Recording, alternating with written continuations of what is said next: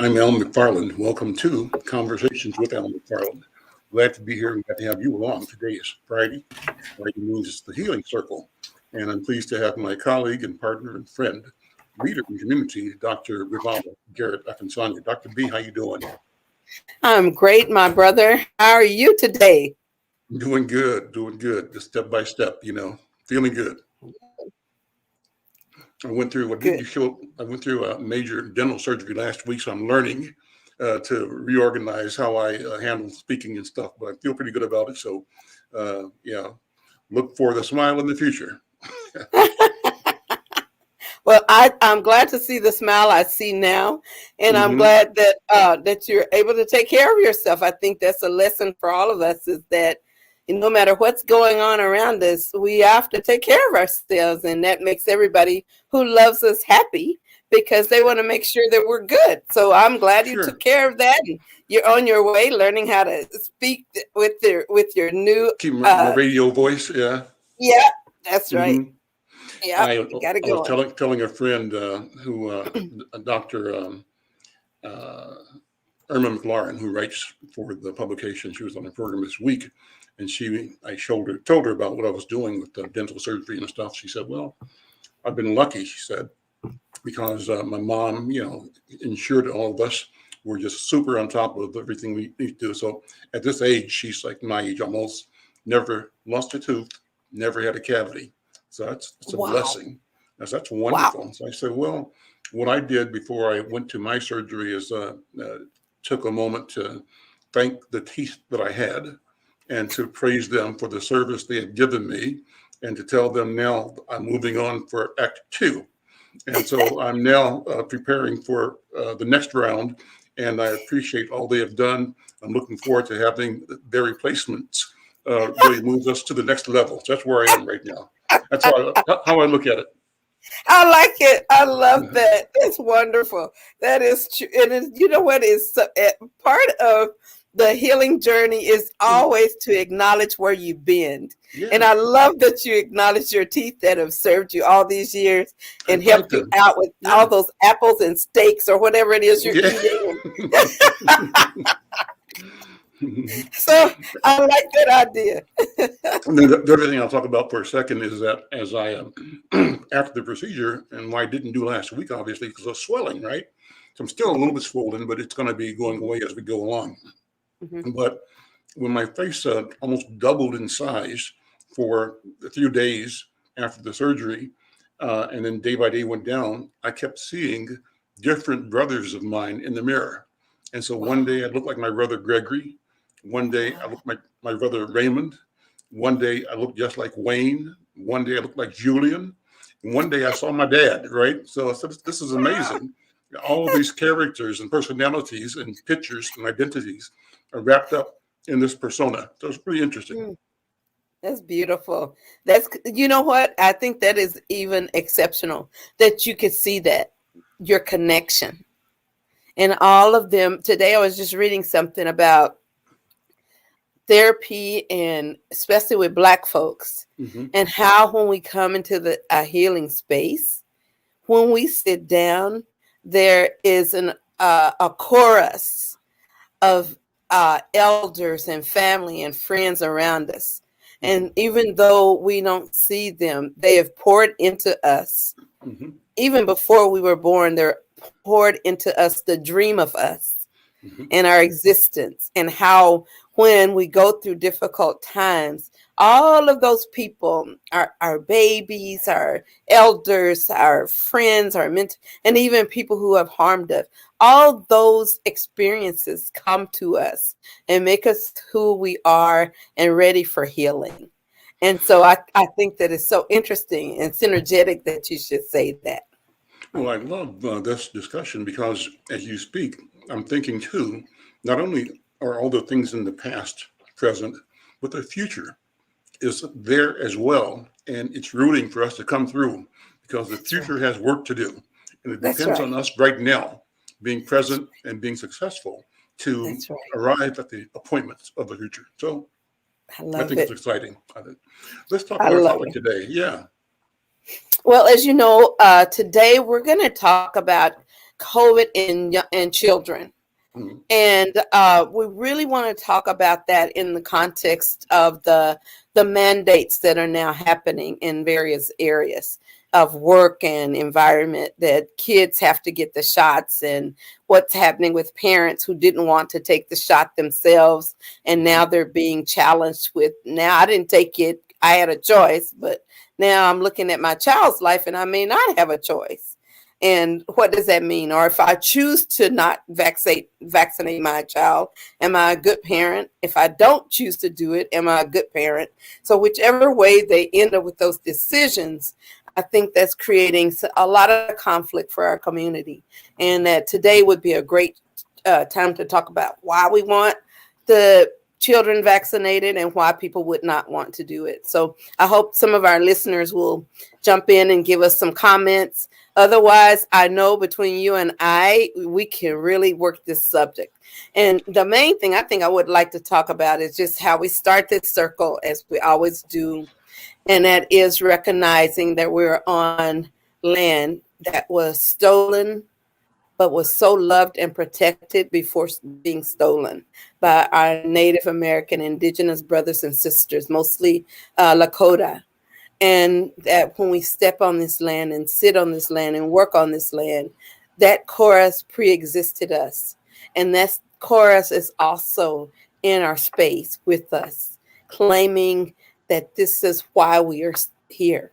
And the belief in a greater creator and a greater spirit that's larger than us, that has divine appointments that we meet, how we meet each other, how we change and grow wherever we are. Those are all divine appointments to make us the people that we are meant to be. Then in the circle, as you know, no matter how big or small, the center is the power, source of power. So in this circle, we acknowledge the multitude of hopes and dreams that have been poured into us, and the multitude of hopes and dreams that we will pour into others, into our children, our community, our babies. So as we sit here today, contemplating about where we should go as a Black community in Minnesota, where we should go as parents, aunties and uncles and parents, where we should go as teachers and mentors when it comes to discussing something that's scary, like taking this COVID vaccine for the babies. So I guess the first part I was going to kind of start us to talking about a little bit in today's show is what the mandates are, why they are there, and what it means for requesting it. Okay. So I think I can start out by saying I've had several people in my practice who have children that they see.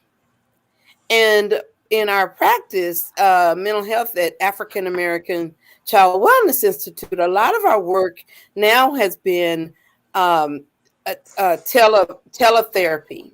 So we've done it over the internet or on phone or some other kind of mechanism. So a lot of the things that we do in therapy with children have been, I guess I'd say, changed or modified or accommodated so that we can do different things. So when you're working with kids, depending on how old they are, the work often requires what looks like play. And so we've had to learn how to adapt play in a way that I'm physically not in there with you in that sandbox. I'm not making the Play-Doh physically with you. I have to make sure you've got it and I've got it, and we both are doing our Play-Doh at our houses or wherever we're practicing. And so we've had to make accommodations because of COVID. We've had to make parenting accommodations because of COVID. So now, because of COVID, we have, and that there are vaccines, we now have to make some COVID specific determinations. So let's start out, if you don't mind, because I know you're a grandpa. And so I'm going to start out with just this first thought about our grandchildren and what it means for us when we talk about our babies. And they're too young to be vaccinated. and they are still in households or environments with kids who could be vaccinated, who be less likely to share the virus. Because when you leave your house and you go out you hit the streets, that's when you can get anything. Lord knows, anything. You can catch a cold, you can catch a flu, and you can catch COVID. So, but the little ones, especially the ones who are mostly at home, or some of them go into very small daycares, they don't have as much exposure as our big kids do. So what I'd like to talk about right now is how the babies, when they're exposed to an older child who's maybe contracted the virus, they have a larger risk because one, they don't have the areas, they don't have the vaccine in their bodies, they don't have the antibodies for much of anything, and they are more at risk. So I ask parents now, what do you do if you have a child, one who's going to school, and then another one who can't go, and even if they did want to take the vaccine, they can't take it? And some of the debate, Brother Al, has been about Black parents saying, I don't take the vaccine. They got stuff in it. They magnetic. They putting stuff in you. They don't know what's going on. And yet, these very children that they're asking us now to get vaccinated before they went to the first grade, they had to have those measles shots. They had to have, right? They had to have all of those shots. And we didn't say, oh, I can't get no shot because I don't want my baby to go up there and get no shot. But what we've done is we were very obedient. We knew the science. We knew we have people walking around who don't have polio. And we allowed ourselves to get our children's school ready. And when that pandemic hit and people were dropping like flies, I don't know about you, but I and many of us, and I believe you too, we did some on the knees praying that people's lives would be spared enough so that until they could come out with a vaccine that will prevent people from dying. These very parents who are praying for people not to die, now that we got the vaccine, they're scared to give it to their kids. And I see that we've been visited by our brother Oliver. And Oliver, just want to say welcome to the show today, because we're really hitting on something that I think is really important. And that is, how do we make sure that our parents get their kids vaccinated when they can? And why do we want to, as Black people, we choose not to do it for ourselves?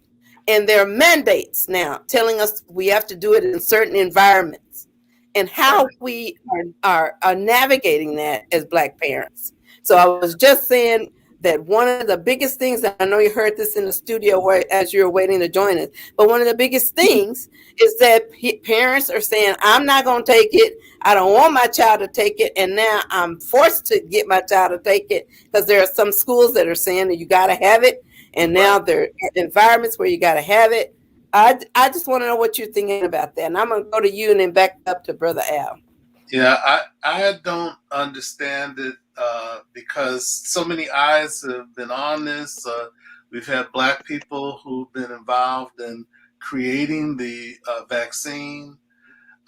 There are times, as we've talked, in the last few weeks, that, and as you said, Dr. B, where we wanted someone to create a vaccine to be able to help keep us safe. And we've been concerned about, past transgressions to our community, but this doesn't appear to be one of them. And and then I mentioned the polio vaccine, but there are a lot of other things that happened when there were issues that existed for our community. And when there was a seeming cure to be able to respond to it, we did. So with this one, particularly given who is against this, it seems like we'd be open to it to be able to counter what their foolishness, And it's been interesting to me being able to talk to people that I know have good capabilities to be able to think and respond to things, but hearing them say that they wouldn't do it, and it didn't make sense to me, and it doesn't make sense to me, particularly with a large number of people who've died from this. It seems like you'd want to go and do it, and so I don't know. But how do you get people to respond? And I do think it is something about collective organizations and conversations, like ministers and community leaders, and that will encourage a conversation about this, and then not encourage people who may be giving bad advice to let that stand. We've got to be able to sort of confront it and mobilize it, like we, in some way, like we do with, in my opinion, the vote. If we're mobilizing the community to be able to respond to it, that wouldn't be a bad idea, in my opinion. To have people develop a collective way of being able to get vaccinated, and then mobilize a way to get them there. Is an idea. It may not be the only idea or the best idea, but it's one of them. So that's what I think. So thank you for the. Yeah, go ahead. No, that's so I pass the talking stick back to you. Okay, well, I was going to say, let's pass it on to Brother Al. I know he's going to be able to comment on that. So, Brother Al, you got the stick. Certainly. Yeah, I got dumped off of my computer a minute ago, so I'm on my backup system on my phone. Glad to have a backup available. Redundancy always matters here. You mentioned, Dr. Williams, the idea of mobilizing the community like we mobilize for voting. And I think that that's important that you made that comment. It's important because what really may be at stake here is something about the question of us voting. And voting is, the anchor of our freedom and of our enfranchisement. And what's happening in the country, and I think around COVID-19 in particular, the intensity and intent of the deniers, I think, is to create and spread more disinformation and to keep people at each other, even against their own personal and collective health, well-being, and interest. Right. And so there is a pernicious move afoot to destabilize, to create this system of a feeling of impending doom. The players in the market, I think, or the political players, and I guess let me be clear, I'm thinking about the conservative, right-wing, the Trump people, right, with intent and with knowledge, moving to try to destabilize the population of the country. Right. And they have no problem in creating and supporting confusion wherever they can, and particularly in the Black community, because their mission, in part, is to ensure they don't lose power to Black people. And the loss of power is both imminent and inevitable. The numbers, the demography does that. So what do they do in desperation? They create, foment, promote disunifying ideas, disinformation, pitting people against each other in their own community, hiding their hand as they do it. But I think you were right. We have to be proactive and responsive in a way that says we tie this to our will, to peoplehood, and to community, and to sovereignty, and to our rightful place at the table in our American democracy. Organizing, protecting our vote, protecting our health, one and the same. And I think that's what you're saying. I think it's the right thing to do. Yeah. And am I being too political? Let me ask you, Dr. B. I jumped to the politics right away. How does it sound to you? It sounds great because it is politics, and politics is personal. And when we really, my husband Yele often says that politics is the ability to assign resources. So it's the allocation of resources. And that's the whole course behind the force and course of politics, is to align or gather or utilize or give away resources. So when you get that allocation of resources as a key issue, now we're talking about who do we want to be alive to receive the resources? Right. Whose lives matter when the resources are delved out? And if we are still chanting on the streets and in our communities that Black Lives Matter, well, my new logo is Black Lives Matter. Our Black Lives Matter. Save yours and get a vaccine now. That's going to be the new campaign slogan. If Black lives really matter, we need to save ours. Because sure enough, as you see, it is political. And all of a sudden, as we start dying, first when it was a whole bunch of white brothers and sisters dying, then they started, oh, we got to get a cure. We got to get a cure. We got to get a cure. Then we found that there was disproportionately affecting Black folks in our communities. The cure was mostly, let's get a cure, let's get a cure. People were coming from white communities, predominantly white communities, to communities of color because they were being inundated here with the vaccine because they knew we were at high risk. So as rightly, the state was trying to funnel the resources to places where people really needed to be able to get them. And sure enough, people would drive all the way across town, wouldn't come for anything except to get a vaccine at one of the clinics. So one of the things I think we have to understand is if we are in the middle of this and our death would benefit others, as opposed to our life benefiting ourselves, I think that's a no-brainer. But I guess people aren't using their brains, because my dad used to say it's a bunch of educated fools. And a lot of us get a education and don't have common sense. And common sense is not common. But I believe in our genes, in our blood, we have the wisdom to know we need to survive. So with that, I'm passing the talking stick back to Brother Oliver so we can complete the circle. I was just thinking, I said the phrase that you said that your dad said were the same ones that my dad said, talked about being an educated fool and that common sense is not so common, so, it is interesting to me, thinking with, or hearing people who haven't gotten the vaccine, and then trying to get a sense from them about why it's uncomfortable and that they have reservations about it. And again, I keep thinking that you were talking about politics.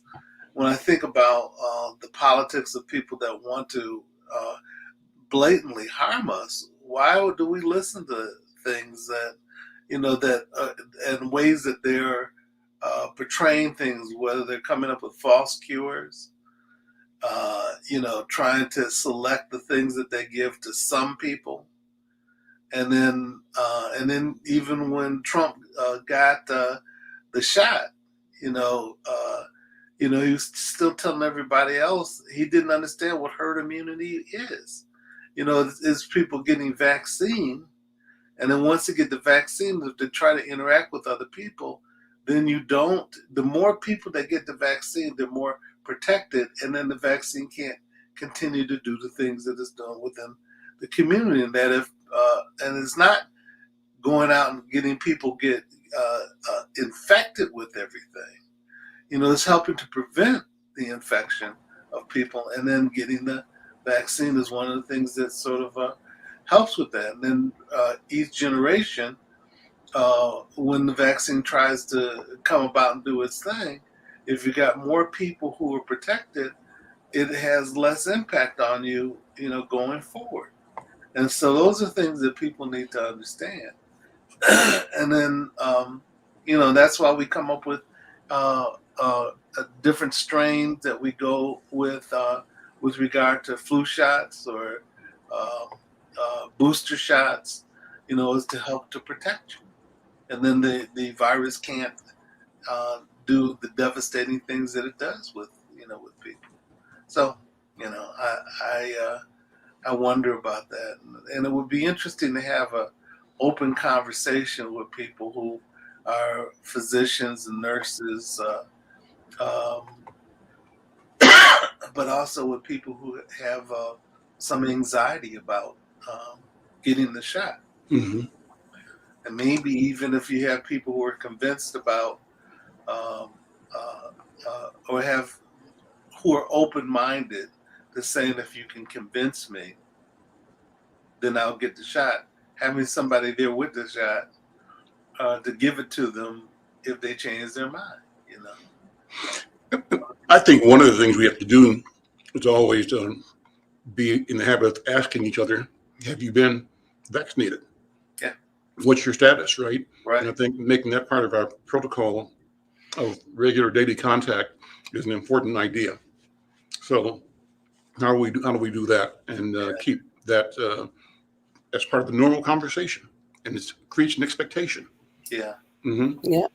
And that's creating a culture. So having a culture, this is a vision.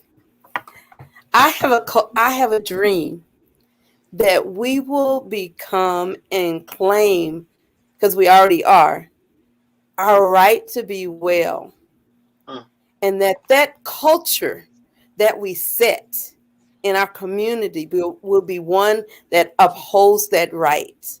They say that culture is the whole point of culture is to look at differences, similarities within and between groups, and our ways of working and being that promote our survival and our thriving.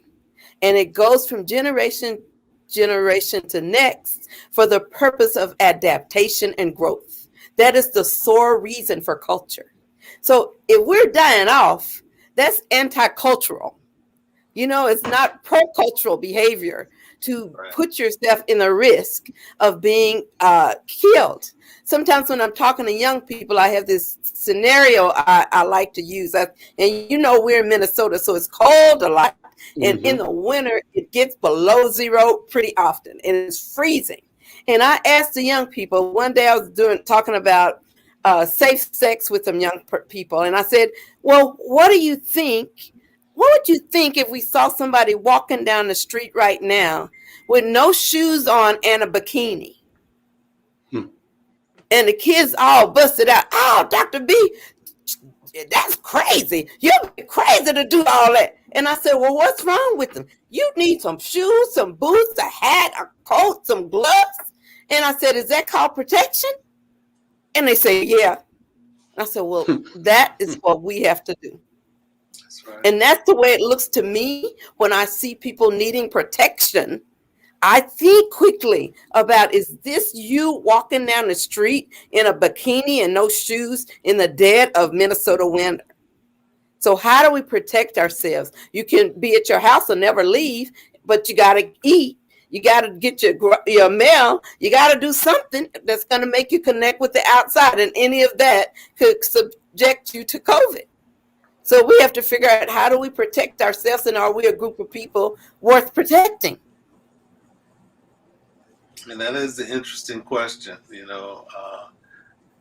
Do people feel, and it seems like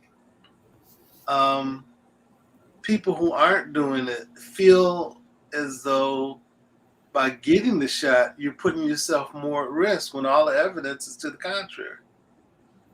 And that's the thing that seems confusing to me. It would be interesting if we were able to get a nurse or a physician on one of the shows, and then open the lines up to see whether people could call up that have mixed feelings about it, or to have conversations about why they didn't get it, and see whether or not they could be open to changing their minds, or to hear some of the logic associated with it. So I don't know. One of our Facebook friends is watching and saying, This is my friend Fonda Shakolis Burt. First of all, she says, powerful message, and thanks us for having the conversation. She says she had all of her vaccinations and the booster shot. She's battling colon cancer stage 3, and having an immune disease is critical to protect yourself, their family, and friends. She says her family has lost 6 family members to COVID and 1 long hauler. And she says her cousin was only 54 years old, left behind two children. But that's terrible. And the cousin who was lost, died, was not vaccinated. So, Fonda, if you want to join the show, Fonda, text text your email address to azkirsten, az.kirsten, Kersten, at insightnews.com. She'll send you a link and bring you onto the show. And I see that Earl Rogers is listening to. Earl, good to see you. Love to have your comments. And anybody else that wants to be in the show with us, we want to get your advice, your feelings, your stories. Join us with the call. Dr. B? I just think that's wonderful to talk about the fact that we have to fight for our lives. And I believe we've been fighting all of our lives for our lives. I know we're battle weary, but that song that says, ain't gonna let nobody turn me around. Mm-hmm. Sometimes we need to sing that to ourselves. We need to sing it to our fears. We need to sing it to the tears that we shed when we lose family and friends and people we know. And when they go, we have to acknowledge that their lives meant something and that they taught us something about our lives. And sometimes the lesson they gave us, especially if they succumbed to COVID-19, is that we need to fight and live because they couldn't. And the things that they needed or dreamt of, now we are their arms and their legs, and we need to keep on keeping on, because if somebody leaves babies behind, we need to step up because they didn't do it. And now that means that I take a responsibility for my family and my community, and they are precious to me. And I'm going to step up. I'm going to make sure as much as I can do to be well and to stay well, that I will do it, because I know that future, as we started out in that circle discussion, that future is counting on me to be here. Who's going to guide them? Who's going to help them? Who's going to nurture them? Who's going to help them deal with racism in a world that says they're nothing? Who's going to help them overcome the press that tells us, pressure that tells us don't honor each other, don't honor the earth, don't take care of yourself? Who's going to be there to give them that stable support? And if I don't take care of me, they won't have that pouring in that they need the rest of their lives. And so I think that that's the challenge. I asked AZ to look around at the website of the state to see what new videos are up about COVID-19. And AZ is looking. I asked her if there's anything that has to do specifically with children, any discussions, recommendations, videos. AZ, if you're there, if you got something queued up or can queue something up to share, these are short videos, but it's the state talking about our opportunity and our obligation, our duty to be aware and be responsive. AZ, let me know if you've got something that you can work with right now or not, or in the next few minutes. And we'd like to share those with our viewers and with each other. And then Dr. B, this going back to the original conversation we had about our children and our experiences as young people getting the polio vaccine, and as adults, as parents, making sure that all of our children get their school shots. We haven't questioned that.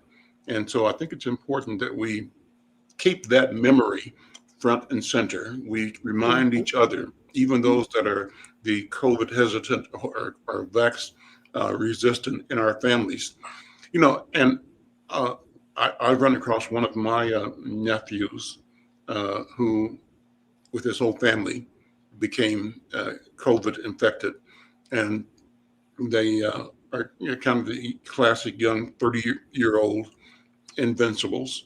and figured they'd do it later on, sooner or later when they got around to it. But in the meantime, they got sick, the babies got sick, everybody in the house got sick. Another one of my close family people, same story. The dad, he's the son of a friend of mine, had some other complications and was monitoring his health, was advised to wait until they worked out some other things with other stuff. But on a trip to Florida, he contracted COVID, and the wife and children did not, but he died. They were in a hotel and going to like either Disney World, one of those things like that. And he told his wife after an uncomfortable night to call the hospital or call 911. She did. It's in the morning. And before they got him out of their hotel room to the elevator, he died. And she was sure he was dead in the hallway. And that's how egregious and how fatal and how quickly this thing can happen. You know, he wasn't sick for a long time. He just felt like it wasn't right, and maybe I'll tough it out, maybe I won't, or I plan to get this done. So it's so easy to act like if you're not sick right now, you're probably going to be okay. That's the wrong thing. Somehow we got to start telling stories that, number one, say that getting vaccinated is something that we do. We've got a history of doing that, and we do it properly, and it's the right thing to do. And we recall the fact that we lined up, with enthusiasm to fight polio, and we succeeded. And then we also addressed measles and mumps and diphtheria and all the other things that we get inoculated for ourselves and that our children get inoculated for, and now we go to school. And we have to put this in the same light, encouraging people to act now and to take the personal accountability, responsibility for making sure that I am not creating a liability for my children or for the people that they come in contact with. It's not just you, it's all the people you touch, and how selfish is it of a person to feel like they can risk somebody else's life. So I don't know. I keep thinking about the one of the public health strategies is prevention. And primary, secondary, and tertiary prevention, and that goes to the level at which people can be protected. Because if you are not exposed to it, then your chances of being healthy is much greater.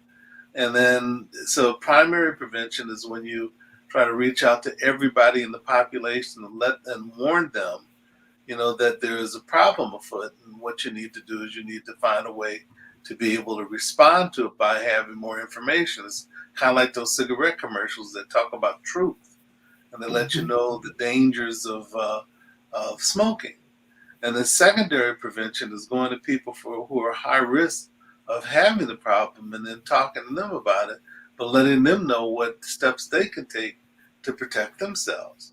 And tertiary prevention is when you've got the problem and you need help trying to deal with the problem. And then you respond to that. And I keep thinking about that with regard to the public is, people want to take the medication once they have the disease. But when you got the disease, you're at greater risk from being harmed from the problem. So the smart thing to do is to be able to deal with it before there's the problem. So you can prevent the problem from happening. That's right. So that's right. And I'll take the talking stick right back. And so when we think about recently, we lost Colin Powell, and he had taken the vaccine, and he had taken, I think he had the Pfizer, and he took both of them. He had done both of his vaccines, but he was suffering, even during the process, he was suffering from blood cancer. And so he eventually died, not from the vaccines, but from exposure to the COVID and other things that his body couldn't fight. Now, for us, those of us especially who are able-bodied, and we're walking around, maybe you got high blood pressure, or maybe your sugar's not quite right, but you're not in a place that you're close to death. You're in a space where you can prevent the conditions from getting worse. You can give yourself a fighting chance when it comes to it. And I was thinking the other day that when I started doing this work about COVID earlier in the year, we all in my clinic were instructed and made a pact that we would talk to every single client when we did our intakes. Every single client, we would ask them, just like we ask them about other risky behavior. Do you drink and drive? Do you speed when you're drinking? Do you have unprotected sex? All the kind of risk-taking behaviors that we normally assess when people come in. And during it, we decided we would ask about COVID and ask about, if they're using the remediation processes of washing their hands and social distancing and all of those things. And we would ask them about the vaccine. And so I know that in my caseload, I had about 2 or 3 of my clients who had just and one of my staffmen who actually virtually refused to take that vaccine. Even after I took my shot, took a picture of me taking the shot and brought the picture so I could say I actually did it. I was scared my arm was going to fall off just like you are, or I'd wake up as a zombie. I didn't. So all of this stuff, we talked about it, and the client still would not do it until there was a concert. I understand the whispers came down. And this particular client told me, well, I got some free tickets to go to the Whispers, and they said you have to show up with proof that you had vaccination. So I went on down there because, I love the Whispers.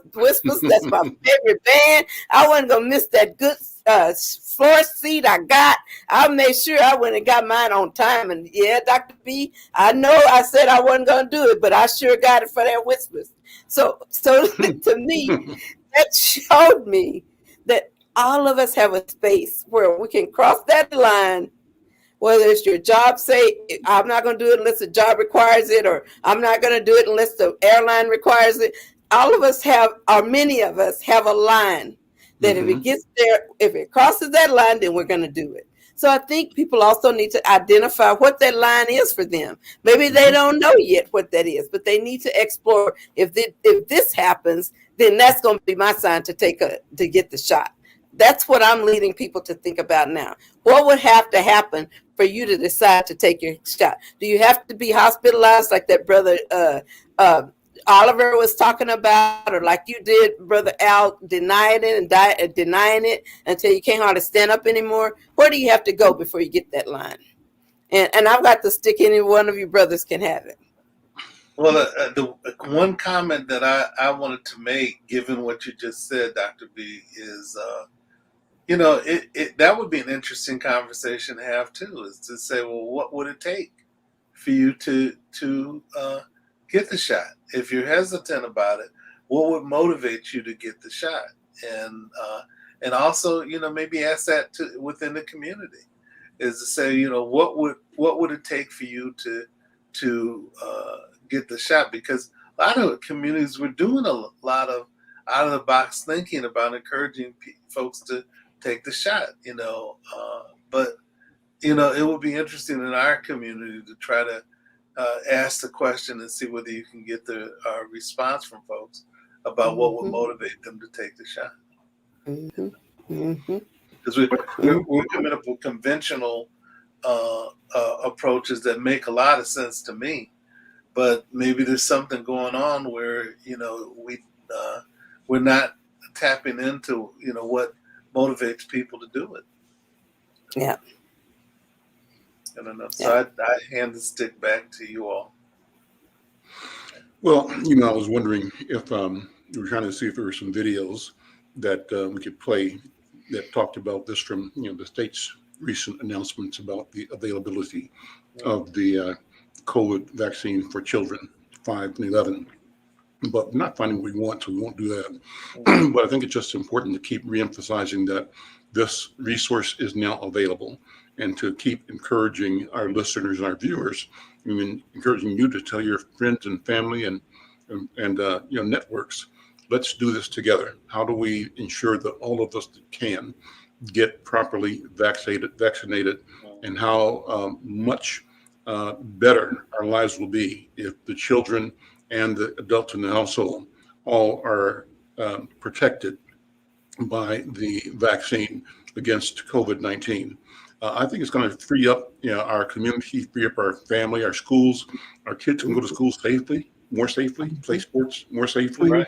and you have to worry so much as you had before about the possibility of children having contact with each other, then exposing you in your home, us adults at home, because they've been exposed.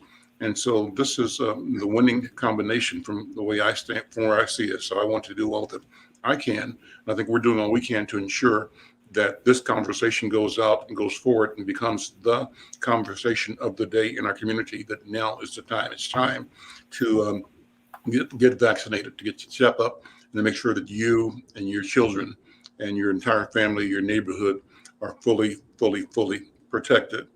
Let me shift the subject a little bit, Dr. B. We've got about 10 minutes left here. And it's what I've been paying attention to for the past, really months through this program, and that is the political landscape in Twin Cities. And the Monday edition of Inside News shows 8 new members, or 8 elected officials to the Minneapolis City Council who are people of color. That's a phenomenon that's new, unheard of. So for the first time in the history of the city of Minneapolis, the state of Minnesota, you have a city whose city council majority, city the size of Minneapolis, it may have been true somewhere else, but the city the size of Minneapolis, whose majority city council is now people of color. And I think it's a bellwether moment. It's a moment that signifies change, that acknowledges the emerging numbers, the demography of Black people. Why is it important? In the past, I think white people were fairly snug and snubbish, dismissive and arrogant, aloof in their ability to say, there are so few Blacks here, we don't have to worry about it. We were always projected as 4% of the state's population, or 2%. And now with the immigration and the continual in-country immigration, Black folks coming from Chicago, Detroit, St. Louis, Mississippi, coming to Minneapolis, the Black population has swelled exponentially and doubled that then again because of the new Somali and West African immigration. So it's really a new day. And you look at how many African and African-American people there are, add to that the Latino population, the Hmong and Asian population, Caribbean population, the town is really a different city from the town that the previous managers had control of. And so now it's going to be difficult to impossible for a corporation, an agency, a government to give this dismissive attitude when we raise a question or a problem about our community or bring a solution to a problem in our community. Impossible for them to dismiss us in the way they had in the past. Does that mean they're not going to try? Well, knowing them, they will try to figure out how to make sure that our voices don't matter, our lives don't matter. But I'm saying that we have to recognize the power of this moment and what it means. And there's no guarantee that even with 8 people of color, that they're going to operate as a caucus and be one. The potential, though, is there because the numbers are the numbers. And if they choose as a group of 8 to make a decision, then that's the decision of the city.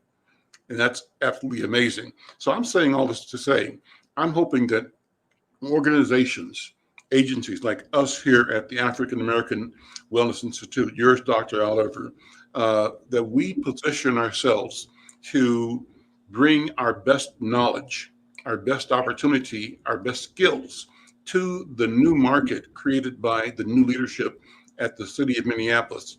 Minneapolis was headed in the right direction already because of Mayor Fry. I believe I'm just saying this is a compliment to him and his vision.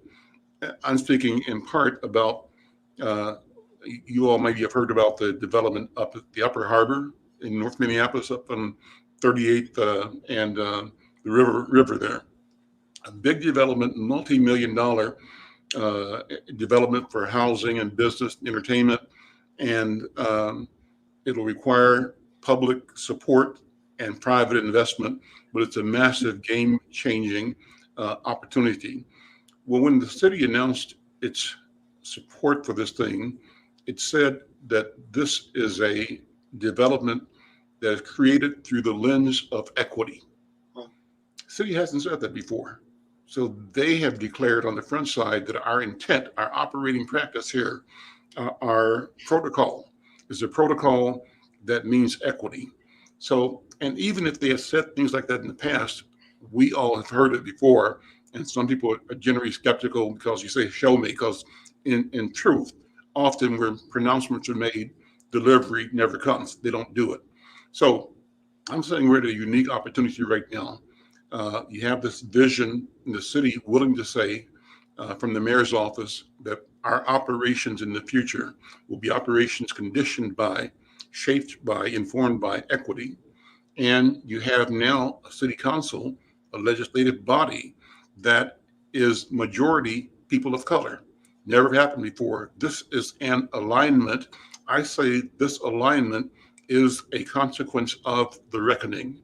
The reckoning is the moment that we're in.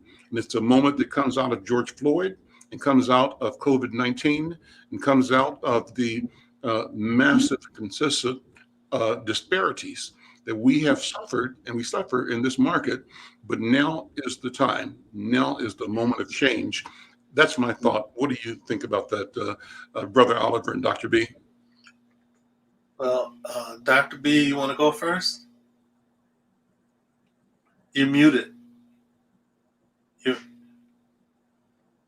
I said, no, you go ahead, Dr. Williams. Yeah, well, I guess one of the things that I think is that I agree with Al associated with that, and I also think that you know, the way that we start to think about and the community starts to think about behaving and thinking differently, and the fact, you know, when you saw so many people out protesting with regard to George Floyd, first of all, it was very encouraging for me to see that. Mm-hmm. But then the question that I have every time I see a movement like that is whether it's going to translate into action. Mm-hmm. And if there are things that are happening to encourage people to act, that is also encouraging to me. It sort of lifts my spirits to say that maybe something can be different and something can change. I also, you know, I also look at the number of people that left the law enforcement. And some of that I saw is encouraging too, because they didn't want to get caught because they didn't want to do anything different than they were, but they saw that there was a consequence for doing something that was wrong. And you know, to me, you know, reimagine. So when people, I remember when the phrase that we were thinking about, defund the police. You know, some people I had conversations with about it, and then I reframed it and said, you know, reimagine law enforcement. And reimagining law enforcement, given what I heard people say, it wasn't being thoughtless about it. It was talking about put resources in places where, you know, it can appropriately change things. Mm-hmm. If you know you've got somebody who's got a mental health problem, get somebody who knows how to deal with somebody with a mental health problem. Mm-hmm. If you know that you've got problems associated with, I saw that young brother get shot and paralyzed by the law enforcement in Wisconsin. Mm-hmm. The thing that was confusing to me was they had the time, all the time in the world to be able to respond to it. I do work around domestic violence. I wouldn't have said that was the most appropriate thing to do. The question that I had was, what was the bad? Do you have people who have good judgment about what to do? So if you've got people who don't know how to respond to a circumstance with wisdom, you got the wrong people there. Mm-hmm. Get them out, get somebody else in, or teach them. You know, people, the first thing that they want to tell me is the fact that we got good policemen out there. And I'm not talking about the good ones. I'm talking about the bad ones. Get the bad ones out. Mm-hmm. Let's get the good ones in. And then to teach people about making good judgments in difficult situations. So I think so we had to do is to sort of reframe it when people are coming at you that is either all or nothing. Either you give permission for everything and with no consequence, or what you have is that when people make bad judgments about things, challenge what you're doing in terms of training, but also in terms of consequence. Mm-hmm. You know, if people are making bad judgments, you have to hold them accountable for that and encourage people, you know, in the future who are part of that ilk to behave differently. And so, you know, so I think we had to break it down a little bit more, Mm-hmm. you know, in the way that we think about things. But I was encouraged by the change and transformation as well. And I agree with you with giving some kudos to Mayor Fry,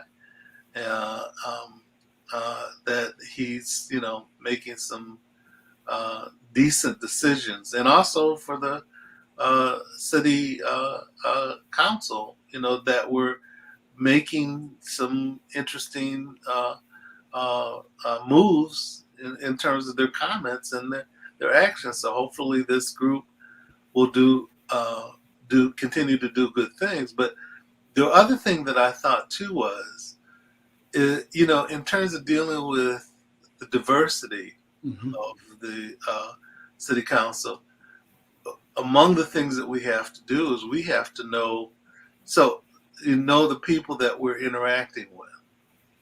That's right. Let me jump in. I'm excited. Okay. I think you're right. I think we do need to know the people we're working with. And I just had this thought. Now we're talking so much about, listen, diversity, equity, and what? Inclusion. Mm-hmm. Now the conversation has shifted because the dominant group, who is predominantly white, they're going to get to be less predominant, and we're going to be dominant. So now they want to be included. They want to have some equity. You know what I'm saying? Diversity, equity, and inclusion. It matters now because now they want to share power. Right. Because there's no choice. It's imminent, like my brother said, and evident that the shift of power is taking place. Right. So when we, just to wrap this up, I know our time is almost over, but when we bring it back to all of these policies that we made, we have to think about what happens with our Black families. Our Black mothers and fathers, they need to understand that they have to sustain the future. So they can only do that by sustaining the life of their children. And they need to be alive long enough to make an impact and a difference. The parents do as well as the kids. So to me, that's what this whole program is about. Making sure that we are COVID aware, making sure that we see Black Lives Matter, saving ours, and getting our vaccines now. So with that, I pass the last word to my brother, Al. Well, I think that's it. Wonderful program as always. A great show. Thank you, Dr. B. Thank you, Dr. Williams. I'm Al McFarlane. We'll see you next time. Thank you.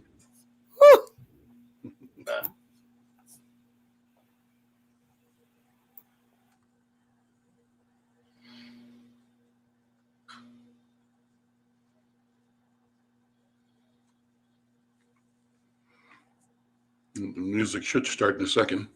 Yeah, I love the music, Al, on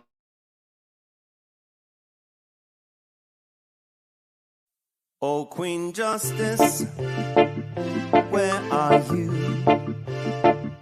Did they beat you up or no? Lock you on the ground, take the crown away from you? Oh,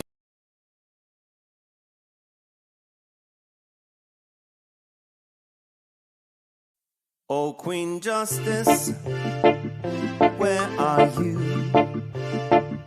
Did they beat you up or no? lock you underground, take the crown away from you. Oh, Lady Liberty, red, white, and blue. Did they take your dignity with their bigotry? Teach you that you're born to lose. Free or guilty, it's gonna get filthy. Better believe, roll up your sleeves. It's gonna get rough, it's gonna be tough. We all agree, we've had enough.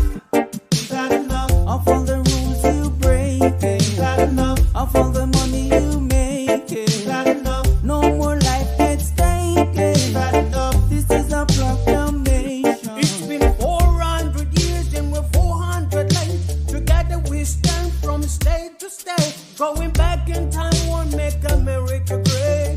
We need justice now, people won't wait. Action, no more distraction. Every step we take, we gain traction. If it can happen to one, it can happen to all. United we stand, divided we fall. Free or guilty, it's gonna get filthy. Better believe, roll up your sleeves. It's gonna get rough, it's gonna be tough. We all agree, we've had enough. We've had enough of all the rules you were breaking. We had enough Of all the money you were making. We had enough. No more life gets taken. We had enough. This is a proclamation. Free or guilty, it's gonna get filthy. Better believe, just roll up your sleeves. It's gonna get rough, it's gonna be tough. We all agree, we've had enough. We've had enough of all the rules you're breaking. We've had enough. All the money you're making. We've had enough. No more life gets taken. We've had enough. This is the proclamation. We've had enough. Trayvon Martin and Tommy Rice. We've had enough. Michael Brown and Eric gonna pay the price. We've had enough. Philando, Breonna, George Floyd. What? We've had enough. So many gone. How can we fill the void? How can we feel? We had enough. John Crawford, I know you've heard. We've had enough. Sandra Bland, come on and take a stand. We've had enough. Sean Bell, what the hell? We've had enough. Freddie Gray, did you hear what I said? We've had enough. This is a proclamation.